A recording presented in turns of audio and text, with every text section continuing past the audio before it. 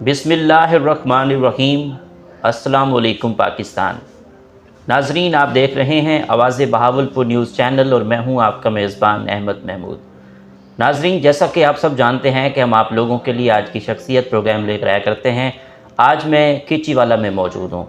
आज मैं आपको जिस शख्सियत का तारुफ़ करवाने जा रहा हूँ, आप बिज़नेसमैन हैं। मेरे साथ मौजूद हैं चौधरी मोहम्मद सदीक़ साहब, यूनाइटेड कमीशन शॉप खिचीवाला। आप बिज़नेसमैन हैं और आप सियासत को भी देख रहे हैं। आज हम सियासत के हवाले से बात करेंगे और बिज़नेस के हवाले से बात करेंगे। तो आइए चौधरी मोहम्मद सदीक़ साहब से बात करते हैं।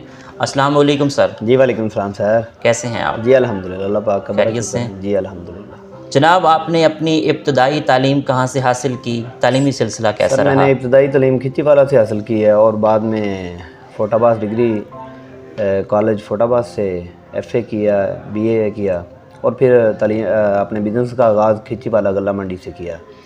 तकरीबन मुझे यहाँ कारोबार करते हुए तकरीबन 15 साल का अरसा हो गया जी।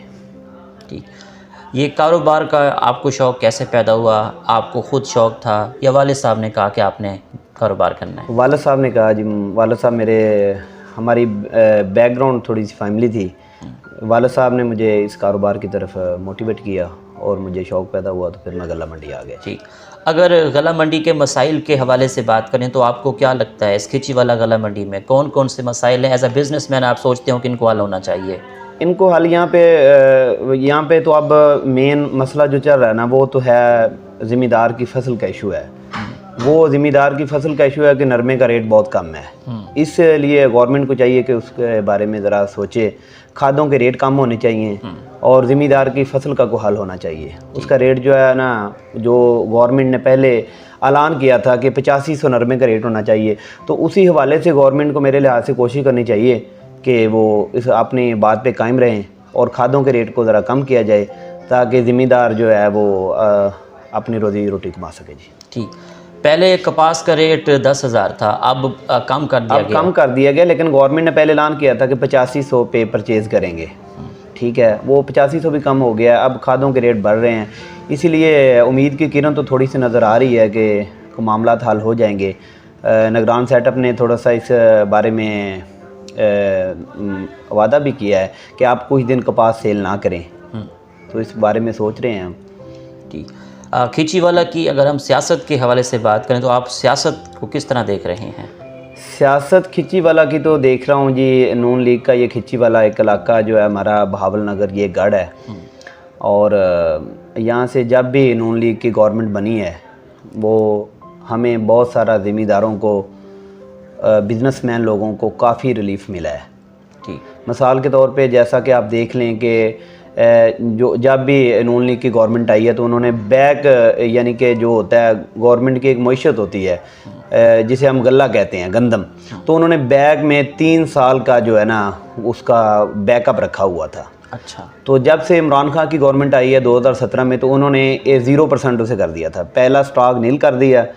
तो जिस लिहाज से गंदम की कीमत में इजाफा हो गया। गंदम की कीमत अगर देखा जाए तो खादों के लिहाज से इसकी कीमत इतनी होनी चाहिए, लेकिन जिसने परचेज़ करके खानी है ना जी, ज़िम्मेदार की तो सेल ठीक हो गई है, लेकिन जो मज़दूर बंदा है जिसने आटा लेके खाना है उसके लिए मेरे लिहाज से ये रेट बहुत ज़्यादा है।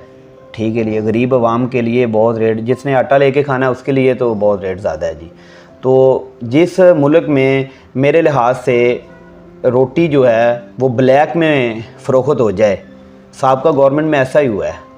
ठीक है, ब्लैक में रोटी फ़रोख्त हुई है, तो उसका अलमिया क्या होगा उस मुल्क का, आप सोच लें जी। तो इन्होंने, नून लीग वालों ने 3 साल का बैकअप रखा हुआ था इस गवर्नमेंट आने से पहले कि 3 साल 2 साल का स्टॉक इनके पास मौजूद होता था। ठीक है, लेकिन 2017 के बाद मुल्क में 1 साल का भी 6 माह के अगली फसल आने से पहले वो स्टॉक नील हो जाता था, जिस जैसा कि कीमतें इसकी बढ़ी हैं।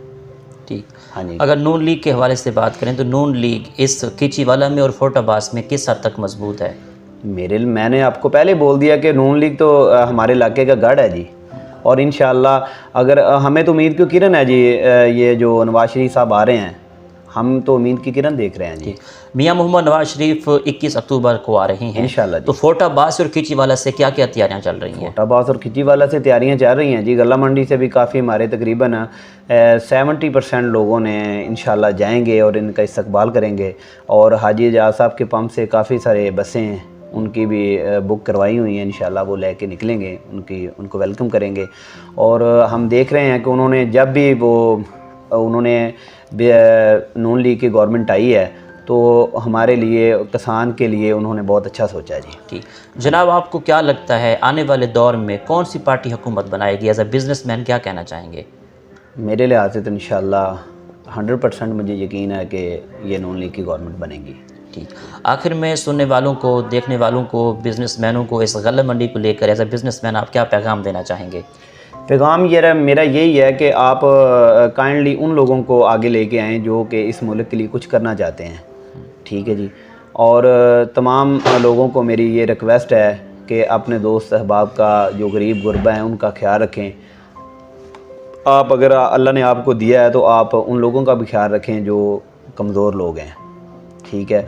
और हमारे खिचीवाला के मसाइल से हवाले से अगर मैं बात करूं तो हमारे खिचीवाला में सीवरेज का सिस्टम जो है वो, उसके बारे में हल होना चाहिए।